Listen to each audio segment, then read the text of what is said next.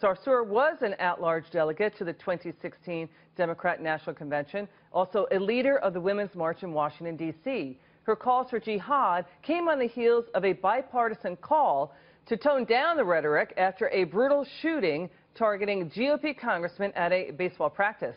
Joining me now, he is a Muslim-Canadian Congress senator. He's an author and columnist. He is Tarek Fatah. Good to see you, sir. Well, thank you for having me. What do you think of Linda Sarsour and her call for jihad? What message does that send?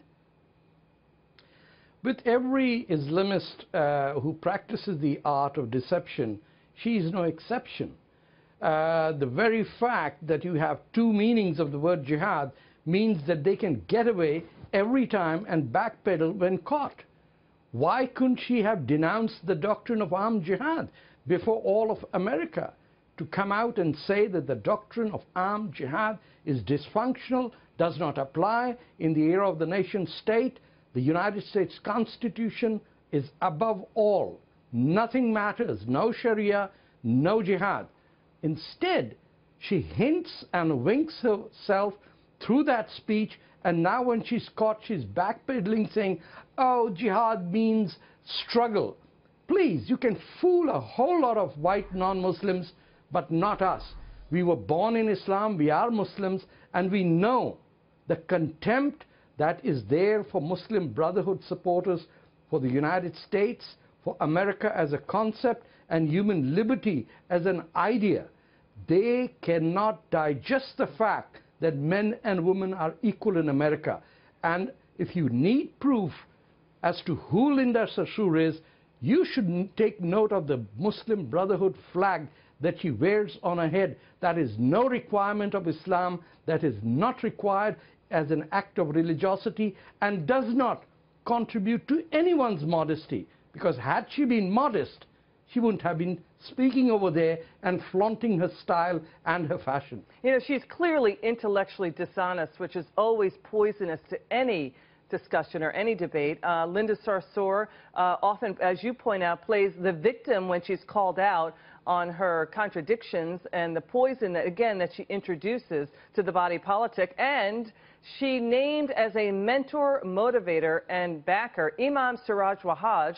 This gentleman was on the list of unindicted co-conspirators in the '93 World Trade Center bombing. I shouldn't even call him a gentleman. He's thought to be a terrorist. What are your thoughts that she's saying that he's her mentor? Well, he's an African-American Muslim. Linda should explain why the translation of the word black or African-American is the same as slave in the Arabic language. She should come forward and talk about the condition of blacks in her beloved Palestinian territories, of what is a black treated like in Saudi Arabia, in Egypt, in all the blessed Arab lands where she finds oppression committed by the United States of America. We had slaves being sold in Yemen and Saudi Arabia as late as 1965. And the slave's color used to matter. Someone should ask Linda, what is the translation of the word black? And before she goes ahead and fools Black Lives Matter as the great liberator of the black community in United States, she should answer the question, where was she when 500,000 blacks were slaughtered to death in Darfur in 2005 by Arab Janjaweed, backed by the Sudanese government that's headed by a war criminal? They're silent on all of this. What's happening with the blacks in Central African Republic? Why are Christian blacks being slaughtered? Where is the solidarity with the black sisters and daughters kidnapped in Nigeria by Boko Haram? Okay. She is pulling off the biggest stunt. And I'm north of the border. I can't imagine someone getting away with this. Tarek Fatah, we love you. We want you to come back on the show. Please come back soon, okay? Thank you. Have a good weekend.